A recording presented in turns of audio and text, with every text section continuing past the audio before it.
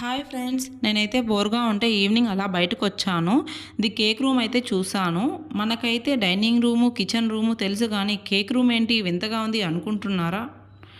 నేను first time అండి వింటున్నాను. ఇక్కడైతే చాలా వెరైటీస్ కేక్స్ అయితే ఉన్నాయి. నేను చూస్తున్నాను ఏం తీసుకోవాలి అనేసి. నాకైతే చాక్లెట్ అంటే చాలా ఇష్టం అండి.